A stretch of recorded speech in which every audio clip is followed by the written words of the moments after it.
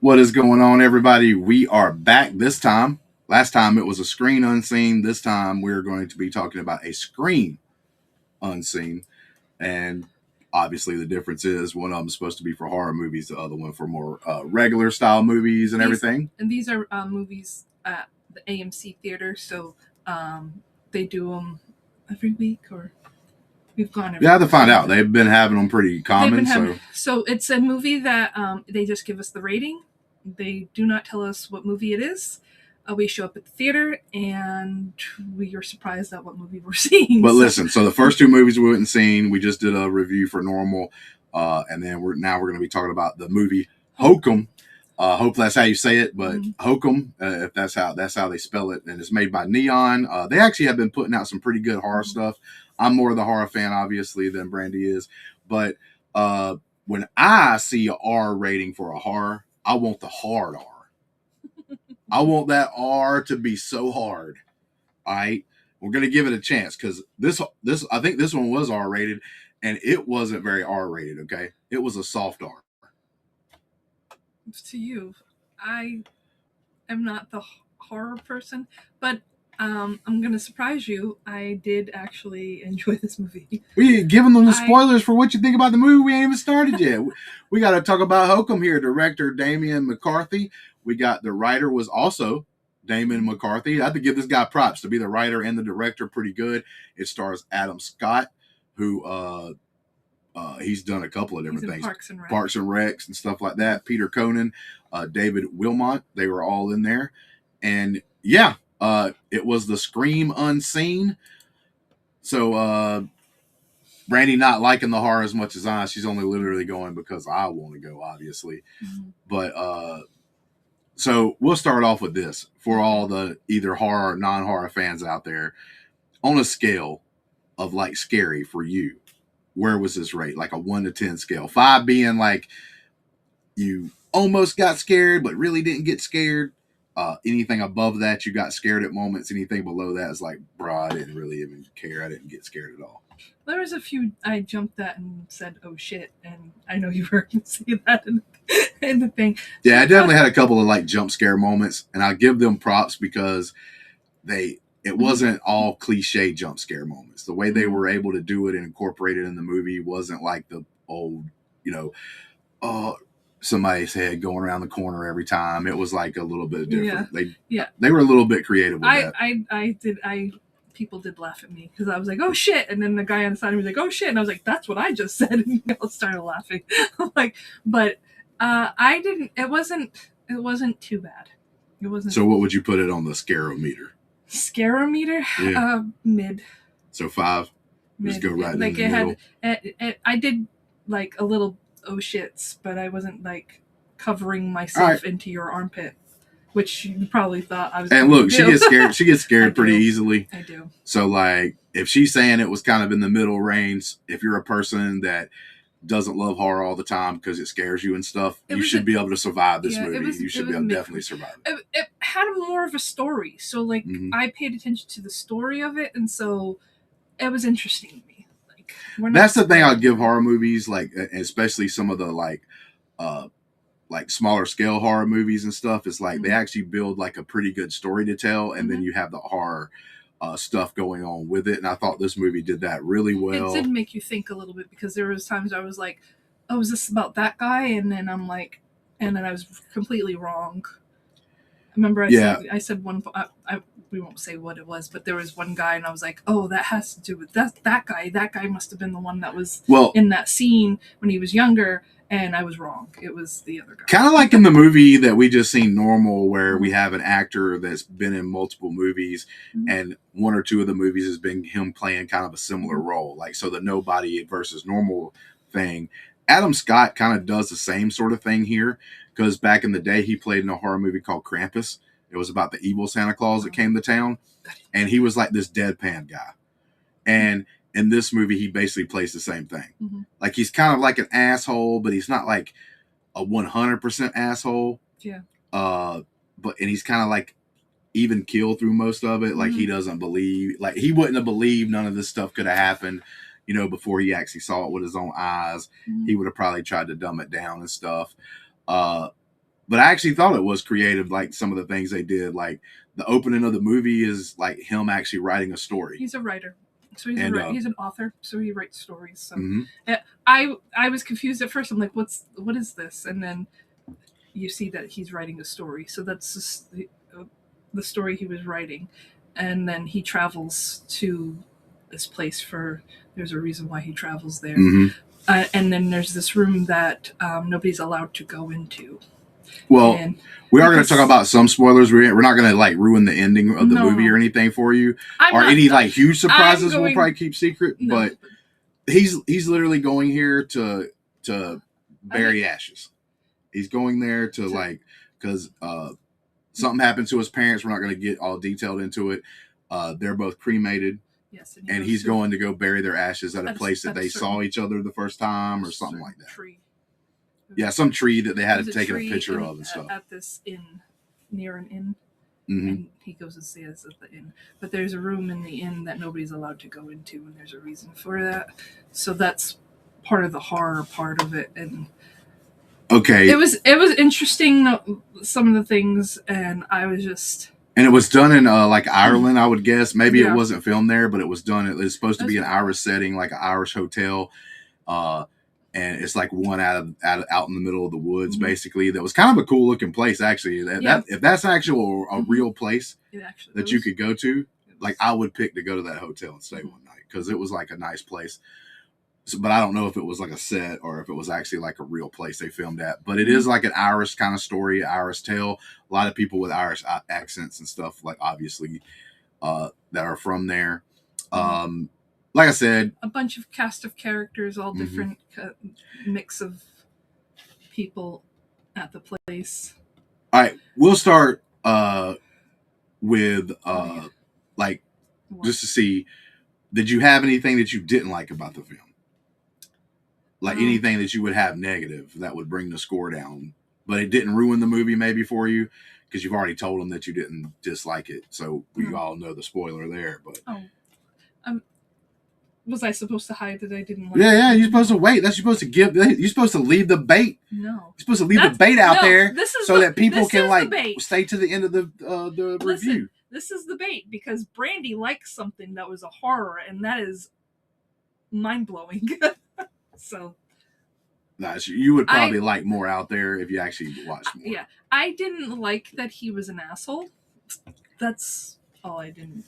Now, did you just not like that because you don't like assholes, or do you not like that character? Did you think they should have did a better thing with his character? No, I didn't like him being an asshole to that guy, the bellhop, and burning him. Yep. I didn't with the spoon. That was kind of out of nowhere too. To be honest with you. I didn't like that. I didn't like that. He was trying. So the guy is a writer too, and he's trying to talk to him and like, hey, like I have a manuscript basically, and he's. But I understand a writer, like an actual like popular writer or whatever, gets that crap probably all the time. So he's kind of like, man, I'm trying to do this. I'm having to go deal with my parents. I'm burying her ashes. I don't want to have to deal with some fan that's got some manuscript that probably sucks. No. But the burning part came out of nowhere. That was like I'm like, what the? If he would have burnt me, I'd have beat his ass. I don't know what the hell's going on here. But now, what I'm saying though is, do you think him being an asshole made him who he was? But did it make the movie bad, or you just didn't like that? No, I just didn't like that. It didn't make the movie bad. So you think his character being like that actually made the movie good? Well. Or helped with the movie being good. It was what his character was. He was an asshole, but and then he wasn't an asshole in some parts, but he was more of an asshole than he wasn't. To me, like, I'm gonna be honest with you, I think they crossed the line of, you can do something like this where the guy's like not super great and stuff like that, but to me, I didn't really feel, because of the fact of how the character was, he was kind of like an unlikable character. Like, there were times where you're supposed to be like, oh man, I hope nothing happens to him. I was kind of like, shit, I had a little bit part of me wanted him to get like taken out. I wanted him to get punched, like ripped apart or whatever. So like, my negative, listen, I actually like the story they told. Pretty much, pretty good, to be honest with you. I liked how they did it. It was, I think a really super cool way to do a movie. This is why horror always lasts in the damn theaters, because they make money. This movie, I hope, makes money, and it should make money because it couldn't have been done on a big budget. It had to have been done on a smaller budget. Mm-hmm. So that's great, because like, say if this movie makes like $50 million in its total run, that means the whole time it's in the theaters, that's all the money it makes. Mm-hmm. When we're talking about bigger movies, you're talking about like shit. Sometimes if they don't make $1 billion, they don't make money because they spent so much money to make the movie. Yeah. So like if this movie makes like 50 million, they're going to turn a profit. Mm-hmm. They're going to make millions of dollars because they probably spent like maybe 20 million. I have to look it up, but I would assume, but because it looked like they filmed on a real location, so however much that cost them. The actors and actresses and stuff in here wasn't like big money actors and actresses. Like they shouldn't have been like making millions upon millions of dollars, obviously. Like Adam Scott's the biggest character. He's the main character. Maybe he got a couple of million for this movie. I did like the cast of characters that they had. Yeah, I thought I didn't have any problems. Matter of fact, my favorite character wasn't even the main character. Was it the old man? My favorite character was the old loser that was sleeping in his Jeep, or not Jeep, but like van out in the woods, bro. That dude was freaking hilarious. I liked him. That guy was awesome. Like he was like, unlike the movie Normal we just talked about, where they tried to be funny and stuff, it was almost like they had this perfect actor and they were like, hey, we got to do this scene. Mm-hmm. And I don't know behind the scenes, but I kind of hope that this guy was the guy that was like, he just did it a certain way and they ended up keeping it in there. Mm-hmm. Because like there's a scene where he's talking to the Adam Scott character and he's like, he's retelling the thing that he saw when he went to the hotel to get that key. Mm-hmm. And he was like, I was in there and then the bell rang and I looked and he's like, and she was there. And he's like pointing up at the thing. And we get to see what he saw, which was the actual person that was dead actually doing that, right? He was seeing a ghost. Mm-hmm. But it was funny because when they both go in there together, he goes right there and he stands underneath where the bell is. It's not even ringing or anything, but he goes over there and stands where the bell is for no reason. And he points up just like the ghost did in his like story he was telling. Yeah. And that part was funny when he's like, he jumps out the back of that the van or whatever, because that one guy's trying to like, because this one guy is protecting the property. He thinks that he's trying to like steal some shit there for real. And so he catches him and then puts him in the back of the van, and the dude wakes up and jumps out of the back of the van while it's moving. And he's like, I'm like, oh, that's going to be stupid because he's going to jump out. They just show him. He opens the door. You know what he's about to do, but it doesn't show it. Yeah. And I'm like, he's going to show up here in a little bit in this movie and probably maybe has a little bit of a limp or something. Nah, dude, he's like messed up. Road rash. Yeah, he's got road rash all on him. He's like barely walking, but he's still trying to get there because he knows something's going on and stuff and everything else. It turns out, though, that you said the bellhop is like, all right, so Adam Scott's character is an asshole to the bellhop. Yep. It does turn out, though, that he wasn't wrong about being an asshole to him. We won't say exactly what. We won't spoil that. But, the bellhop kind of deserved all that bullshit. Well, because what he did with the... No, he's not a great person. We won't tell you why he's not a great person, but he tried to set a fire to the damn... He set fire to the damn place, trying to get out of there. That was the other dude. No. Yes. No, it was the... No, that was the other dude. Oh, no, you're right. The bellhop... I was wondering why he was... No, so there's two guys in the movie. The bellhop, the bellhop didn't do actually anything. The other was the clerk. He's like the guy who he's the front desk person. Yeah. I was getting those confused. So. I was like, what are you talking about? See, I knew, I was like, what? And we have to edit this out, man. I can't be looking like that. No, we're leaving it in. We're leaving it in. Because Brandi was right. No, yeah, you were right. I was right. Because as soon as you I was like, oh, wait 1 second. No, you're right. I thought I didn't remember a lot because we've seen it last week. Well, one of the hotel employees sucks, okay? Yeah, no, he does. That guy did suck. But like I said, there was a different mix and match of different characters in this thing, and I enjoyed it. Yeah, I love the homeless dude. I love the guy sleeping in his van. There was a couple of times he was making me laugh, and I don't even think other people thought it was as funny as me, but I was like smiling when he was on the screen. That I love that dude. I know, I thought he was awesome. He was awesome in the movie, so that was a great pick. But like you said, all the other people felt like they were literally working in the hotel, so they all did a great job. Yeah. He befriends a lady that works there, is like the bartender / like person that goes around the hotel making stuff Shirt's good. Kind of like the Yeah. So he kind of starts talking to her and stuff like that, and then things happen in the movie, which is the main reason why he stays around trying to find out what's going on. But there's a lot of twists and turns, and you just have to watch it to. We did talk about semi-negative stuff. What was like something you really loved? Like, what was your favorite moment, maybe? My favorite moment? Well, I don't want to say it because it would be a spoiler, but it was like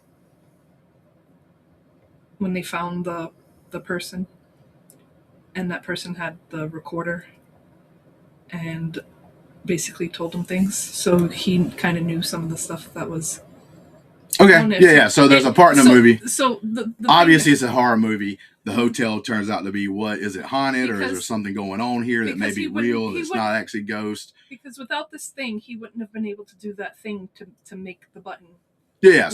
So we can say this part. So like basically he ends up finding a dead person. We ain't going to tell you who the dead person is, and they actually did, like, they had a voice recorder, and they actually recorded some of the time. It was his recorder that he left.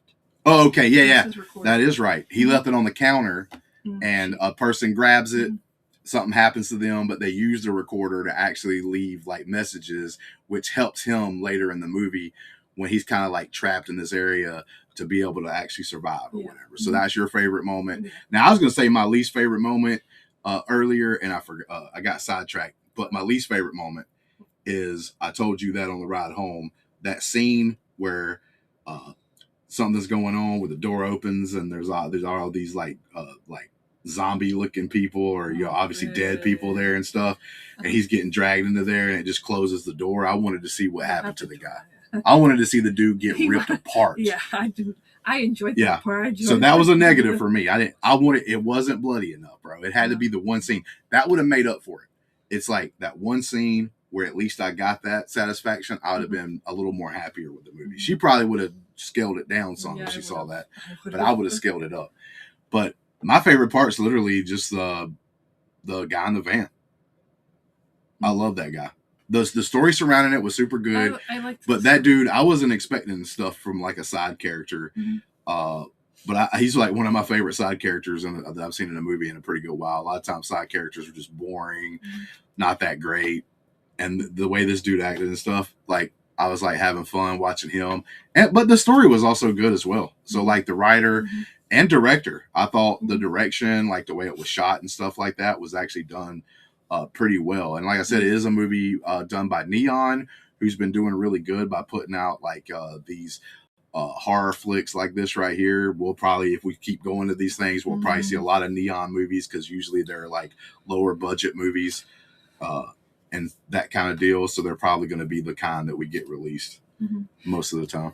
And we're going to our third one tomorrow. It's going to be a regular one, but it's rated R, so it's going to have some stuff going on. We'll see what it is. But with this movie right here, we'll do the same rating we did with normal.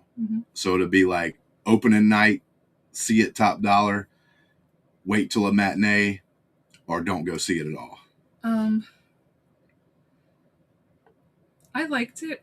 I don't know if I'd go see it on the first day, but I would probably see it opening weekend, maybe. But you would still pay full price. I would. You wouldn't say, "Oh, God, I'd have to be there the first second." First showing. You would go see it Sunday and pay full price for it. Probably the first weekend of opening, probably. That's pretty good, because I actually would say the same thing on this movie. I actually enjoyed it enough that, like, if I would have paid full price, I would have walked out still happy, still good to go. Obviously, because it's not one of the big budget movies that people are going out there to see, like a Marvel movie or a Spider-Man or something like that. It's not one of those kind of movies. So maybe I'm not breaking down the door to get into there, but I'm like you. If I would have paid the full $15, $20, however much your ticket is, where you're from, I would have been perfectly happy. I would have walked out the movie theater perfectly fine, paying full price. Yeah, I liked it. I mean, like if I always want to go to a cheap movie. No, but here goes the deal. Yeah, here goes the deal. You're smart if you go to the matinees and stuff like that. But here goes the deal with this movie. This is a type of movie where if we went and paid the cheaper price, it's like $7 or $8 because we're going to go see the screen, because we don't know what movie it is technically. So they're not charging full price. They're charging like a cheaper price for you to go see these movies. if there was a thing to where I knew that the people that did this movie would get it, right? Let's just pretend like as you're leaving the movie, there's a tip jar. And I knew that 100% of the proceeds would go to the actors, the director, the writers, and stuff like that, and get split between them. Like I would have gave like another $8 to do like a full price ticket to like go to them. Interesting. But I wouldn't do that crap because you don't know where the hell it's going. The movie theater guy would probably put it in his pocket or something. I'm trying to see. Did it say R? Yeah, it does say R. Yeah, so the one we're going to go see tomorrow night is going to be rated R. And it's supposedly 154 minutes. An hour and 50. Yeah, most movies are about 2 hours now. That's one thing, too, about like a horror movie. I don't know how much. This movie, how long was this movie? I don't think it was that long. If it was a longer movie, it didn't feel like it was long, which is also another good thing. I think it was the same. Like about 2 hours long, or was it more like an hour and 30 minutes or so? The same, an hour 53 minutes. Yeah, so this movie right here kind of there were moments where they were building up the story, but it didn't seem like they did a good job of that. So I didn't feel like I was sitting in there like forever watching a movie because I was just hoping it would end, kind of thing. The first movie was normal, and it says an hour and 34 minutes. So yeah, that movie was shorter. Yeah, so it's about the same as what we saw last week. So it should be interesting. All right. Like I said, it only gives us the rating, so we don't know what we're going to get. We say go see this movie and even go pay full price if you can. If you can't afford it, obviously go see the matinee or whatever. But this is a movie we both enjoyed, both liked, and I didn't think many of these Scream Unseens would have me and Brandi both say something like that. Because, like, bruh, she don't even know. I was a little scared. There's going to be a couple of movies like I might have to go watch by myself because. Well, if we go see a Scream Unseen, bro, I just watched. Bro, I'm going to tell you right now. This is my point. What if we go to a Scream Unseen and that trailer? You saw a little bit of that trailer, but Evil Dead Burns, the movie that it showed. My God, no! I would probably be hiding. Bro, I'm going to go see Evil Dead Burn opening effing night, like, unless it happens to be the Scream Unseen like a week before. Bro, that trailer. Super amazing. We're gonna have I'm gonna have a trailer breakdown, reaction on the channel actually here in the next day or two. So go up to that, like and subscribe, and do all that stuff. Join us on the Discord; it's free. But what'd you say? What did you start last time? We'll see you at the movies. We'll see you we're supposed to do it at the same time. That way. No, I'm not. We're going. I think it's funny we're pointing in different directions, but we got to time it to where we say. Ready? Yeah. 1, 2, 3. See you at the movies.